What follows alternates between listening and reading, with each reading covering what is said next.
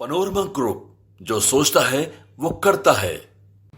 नीतीश कुमार के लिए अब आसान नहीं है सरकार चलाना।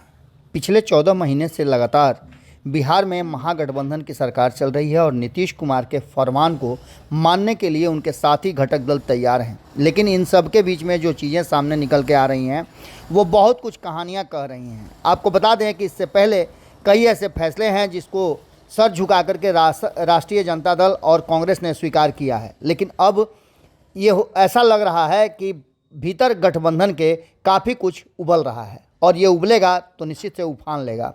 आपको बता दें कि राजद विधायक के साथ साथ कांग्रेस की विधायिका ने भी अपनी बातों को रखा है और यहाँ तक कि नीतीश कुमार के अधिकारी को लेकर के उनके आक्रोश बढ़ते जा रहे हैं। ये आक्रोश इतना बढ़ गया है कि अब शब्दों की मर्यादा भी तार तार होने लगी है। आपको बता दें कि पिछले काफ़ी समय से के पाठक काफ़ी सुर्खियों में है, चर्चा में है।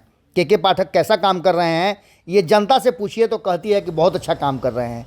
जिस विभाग के वो अधिकारी हैं उस विभाग के लोगों से पूछें तो मिला जुला असर आपको देखने को मिलेगा। उनके काम करने के तरीके पर सवाल शुरू से खड़े हो रहे हैं, लेकिन अब भाजपा के एजेंट कह करके कहीं ना कहीं नीतीश कुमार के फैसले पर भी उंगली उठाने की कोशिश की गई है। आपको बता दें कि राजद के विधायक हैं मुन्ना यादव, उन्होंने कहा है कि नौकरशाही में बहुत लोग भाजपा माइंडेड हैं, बहुत बड़े बड़े अधिकारी हैं जो पूंजीपतियों की सरकार को लाना चाहते हैं। मैं के पाठक को मुजफ्फरपुर से जानता हूं, जहां उनकी पहली पोस्टिंग हुई थी।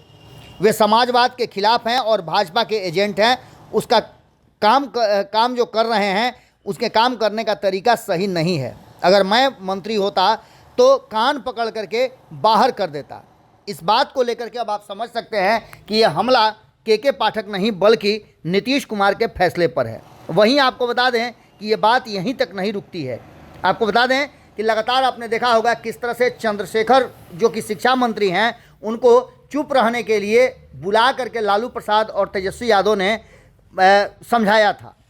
लगातार आप देखे होंगे कि चंद्रशेखर तब से किसी भी तरह का कोई फैसला लेने से पहले 100 बार सोचते हैं और उस पर कोई आपत्ति दर्ज नहीं करते हैं। के पाठक ऐसा लगता है कि वो उस विभाग के एक छत्र कहा जाए तो अधिकारी और नेता सब कुछ है। इन सारी बातों को लेकर के एक तरफ ये बात चल ही रही थी कि वहीं कांग्रेस विधायक प्रतिमा दास ने कहा है कि के पाठक को नेता बनने का शौक चढ़ गया है।